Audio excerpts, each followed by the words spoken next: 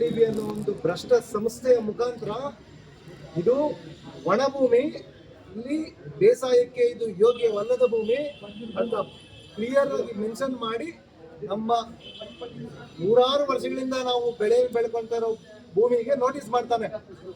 ಆಗ March 12, 2024 notice ಕಳಿಸ್ತಾರೆ. 650 ಎಕರೆ ಮೊದಲನೇ ಹಂತದಲ್ಲಿ. ಅದನ್ನ ನಾವು ಪ್ರಶ್ನೆ ಮಾಡಿ ತಹಸೀಲ್ದಾರ್ ಹತ್ರ ಬರ್ತೀವಿ. ಇವರು ನಮಗಿನ್ನ ತುಂಬಾ ಹೈಯರ್ ಸ್ಟಡಿ ಓದೋರಲ್ಲ, KS ಓದೋರು. ನಾವು ರೈತರು ದನ ಕಾಯೋರು 10ನೇ ಕ್ಲಾಸ್ ಬಿಟ್ಬಿಟ್ಟಿರ್ತೀವಿ, ನಮ್ಗೆ ಗೊತ್ತಾಗಲ್ಲ. ನಮ್ ಕಷ್ಟ ಬಂದು ಇವ್ರ ಹತ್ರ ಹೇಳಿದಾಗ ಇವರು ನಾಜೂಕಾಗಿ ಹೇಳ್ತಾರೆ, ನೋಡಿ ಸ್ವಾಮಿ ಇದು ನಮ್ಗೆ ಬರಲ್ಲ, ಇದು ಡಿಪಾರ್ಟ್ಮೆಂಟೇ ಬೇರೆ, ಇದು ನೀವು ಅಲ್ಲೋಗ್ಬೇಕು, ಇದಕ್ಕೆ ನಮಗೂ ಸಂಬಂಧ ಇಲ್ಲ ಅಂತ.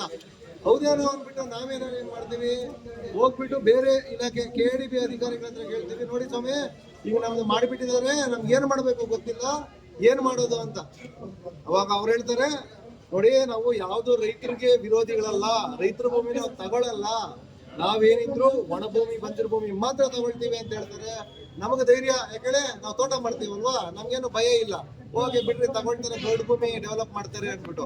ಆಮೇಲೆ ಸರ್ ಹೆಂಗ್ ಮಾಡ್ತೀರಾ ನೀವು, ನಮ್ಮ ತಹಸೀಲ್ದಾರ್ ಏನಿದ್ದಾರೆ ಅವ್ರು VI ಮುಖಾಂತರ ಇಲ್ಲಿ ಫಲವತ್ತಾದ ಭೂಮಿನ ಬೆಳೆ ಬೆಳೀತಾ ಇದಾರ, ಬೆಳೆ ಬೆಳೀತಾ ಇಲ್ವಾ ಅಂತ ಮಾಹಿತಿ ತಗೊಂಡು ನಾವು ಕಂಟಿನ್ಯೂ ಮಾಡ್ತೀವಿ. ಸರ್ಕಾರ ಅದಕ್ಕೆ ಅಲ್ವಾ ಸರ್ ಇವ್ರು 4 ವರ್ಷ ಇರೋದು ನಾವಿಲ್ಲಿ, ನಮ್ಮ ಭೂಮಿಯಲ್ಲಿ ಬೆಳೆ ಇದೆಯಾ ಇಲ್ವಾ, ಬೆಳೆ ದೃಢೀಕರಣ ಪ್ರಮಾಣ ಪತ್ರ ಕೊಟ್ಟಿದ್ದಾರೆ ನಮ್ಗೆ.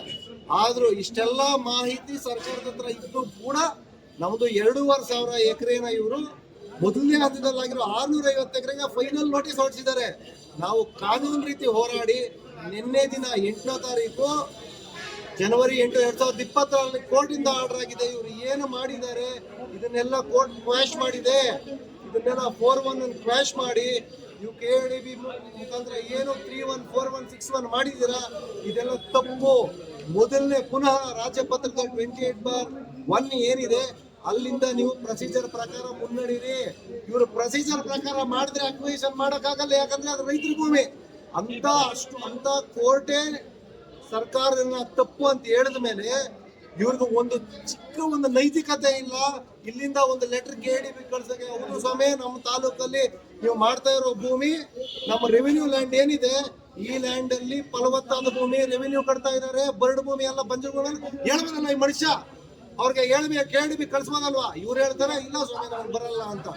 ನಮಗೆ ಏಕಾಏಕಿ ನಮ್ಮ ಪಾಣಿ ಕಾಲಂ ನಂಬರ್ 11ರಲ್ಲಿ ಕೂರಿಸಿದ್ದಾರೆ ಸರ್, ಪ್ರಾಥಮಿಕ ಸೂಚನೆ ಮಾಡಿದ ಭೂಮಿ ಇದು ಅಂತ. ಇವ್ರು ಕೇಳಿದ್ರೆ ನಮ್ಮ ಡಿಪಾರ್ಟ್ಮೆಂಟ್ ಅಲ್ಲ ಅಂತಾರೆ. ನಾವು ಅಲ್ಲಿ ಹೋಗಿ KDB ಕೇಳಿದ್ರೆ ನೋಡಿ ಸ್ವಾಮಿ ರೆವಿನ್ಯೂ ಡಿಪಾರ್ಟ್ಮೆಂಟ್ ನಮ್ದಲ್ಲ ಅಂತಾರೆ. ರೈತರು ನಾವೇನು ಮಾಡ್ಬೇಕು ಹೇಳಿ, ರೈತರು ನಾವು ಯಾರನ್ನ ಕೇಳಬೇಕು, ಇಲ್ಲೇ ನಮ್ಮ ಕಣ್ಣು ಮುಂದೆ ಈಗ ತಾನೇ ಹೇಳಿದ್ರೆ ನೋಡಪ್ಪ ನಮ್ದಲ್ಲ ಅಂತ. ಪಾಣಿನೂ ಇವ್ರದಲ್ಲ, ಬಂದಿರುವ ಭೂಮಿನ, ಬರ್ಡ್ ಭೂಮಿನ, ಫಲವತ್ತಾದ ಭೂಮಿನ ಅಂತ ಹೇಳೋದು ಇವ್ರದಲ್ಲ. ಮತ್ತೆ ಇವ್ರಿಗೇನು ಇವ್ರ ಅಧಿಕಾರ ಕೊಟ್ಟು ಇವ್ರಿಗೆ ಅಧಿಕಾರಿಗಳಾಗಿ ನಾವು ಇನ್ಯಾರ ಹತ್ರ ಹೋಗೋದು ರೈತರು? ಒಂದು ನಾವು ಇವ್ರನ್ನ ದೌರ್ಜನ್ಯ ಮಾಡಿ ದಬ್ಬಾಳಿಕೆ ಮಾಡಿ ಗಿಟ್ಸ್ಕೊಳ್ಳೋಣ ಅಂದ್ರೆ ಸುತ್ತ ಪೊಲೀಸ್ ಫೋರ್ಸ್ ಹಾಕೊಂಡು ನಿಂತ್ಕೊಂಡ್ಬಿಡ್ತಾರೆ, ನಮ್ಮನ್ನ ಕಳ್ಳರು ಮಾಡಿ. ಅಲ್ಲಿ ಇಲ್ಲ ನ್ಯಾಯಯುತವಾಗಿ ಡೀಸೆಂಟ್ ಆಗಿ ಬಂದು ಕೇಳಿ ಮನವಿ ಕೊಟ್ಟು ಮಾಡಿಸ್ಕೊಳ್ಳೋಣ ಅಂದ್ರೆ ಇವ್ರ ಕೆಲಸನೇ ಮಾಡಲ್ಲ. 2 ವರ್ಷ ಆಯ್ತು ನಾವು ಒಂದೇ ಒಂದು ತಹಸೀಲ್ದಾರ್ ಕಡೆಯಿಂದ ನಮ್ಮ ರೈತರಿಗೆ ಒಂದೇ ಒಂದು ಶೇಕಡ 1% ಕೂಡ ಎಲ್ಲೂ ಇವರು ನಮಗೆ ಹೆಲ್ಪ್ ಮಾಡಿಲ್ಲ. ಹೆಲ್ಪ್ ಮಾಡೋದಲ್ಲ, ವಾಸ್ತು ಸ್ಥಿತಿ ನಮ್ಮ ಇದಕ್ಕೆ ಹೇಳಿಲ್ಲ, ನಮ್ಮ ಸರ್ಕಾರಕ್ಕೆ ತಲುಪಿಸುವಷ್ಟು ಯೋಗ್ಯತೆ ಅಂತ ಅಧಿಕಾರಿ ಇವರು ಇಲ್ಲಿ ಕೊಟ್ಟಿರೋರು. ಇವ್ರನ್ನ ನಂಬಿ ನಾವು ತಿಂಗಳ ಬಂದಿಲ್ಲ, ನಮ್ಮ ಕೆಲಸ ಕಾರ್ಯ ಎಲ್ಲ ಬಿಟ್ಟು ಜಗಳ ಮಾಡಿ ಇವ್ರ ಹತ್ರ ಹೋಗೋದು. ಅವ್ರಿಗೂ ಗೊತ್ತು, ಜನ ಇವತ್ತು ಬರ್ತಾರೆ, ಮನವಿ ಕೊಡ್ತಾರೆ, ಕಲೆಕ್ಟ್ ಮಾಡೋಣ, ನಾಳೆ ಯಾರು ಕೇಳಲ್ಲ. ಮತ್ತೆ ತಿಂಗಳಿಗೆ ಬರ್ತಾರೆ, ಏನಾಯ್ತು ಅಂತಾರೆ, ಗಲಾಟೆ ಮಾಡ್ತಾರೆ, ಹೋಗ್ತಾರೆ. ಸರ್ ನೋಡಿ, ನೀವು ಒಳಗೆ ಇದ್ದೀರಾ, ತುಂಬಾ ಉನ್ನತ ಅಧಿಕಾರಿ ಹೇಳ್ಬಿಡ್ತಾ ಇದೀವಿ, ನಮ್ಮ ಜಮೀನು ಹೋಗುತ್ತೆ ಅಂತ ನಮಗೆ ಮೈಂಡಿಗೆ ಬಂದ್ರೆ ನೀವು ಲೆಕ್ಕಕ್ಕಿಲ್ಲ, ನಿಮ್ಮ ಮಕ್ಕಳು ಲೆಕ್ಕಕ್ಕಿಲ್ಲ, ಅಧಿಕಾರಿ MLA ಲೆಕ್ಕಕ್ಕಿಲ್ಲ, ಅವ್ರ ಅಪ್ಪನು ಲೆಕ್ಕಕ್ಕಿಲ್ಲ. ನಮ್ಗೆ ನಾವು ಒಂದ್ಸಲಿ ನಮ್ಮ ಜಮೀನು ನಿಮ್ ಕಡೆಯಿಂದ ನಮ್ಮ ಜಮೀನಿಗೆ ತೊಂದರೆ ಆಗ್ತಾ ಇದೆ ಅಂದ್ರೆ ನಾವು ಯಾವ ಲೆವೆಲ್ಗೆ ಹೋಗೋಕ್ಕೂ ರೆಡಿ, ಜೈಲಿಗೆ ಹೋಗೋಕ್ಕೂ ರೆಡಿ, ಪ್ರಾಣ ಕೊಡೋಕ್ಕೂ ರೆಡಿ, ಪ್ರಾಣ ತೆಗಿಯೋಕ್ಕೂ ರೆಡಿ. ಏನಿದೆ ಅದರಲ್ಲಿ ಹೇಳಿ? ನೀವು ನಮ್ಮನ್ನ ವರ್ಷಾಂತಗಳ ಶೋಷಣೆ ಮಾಡ್ಬೋದು.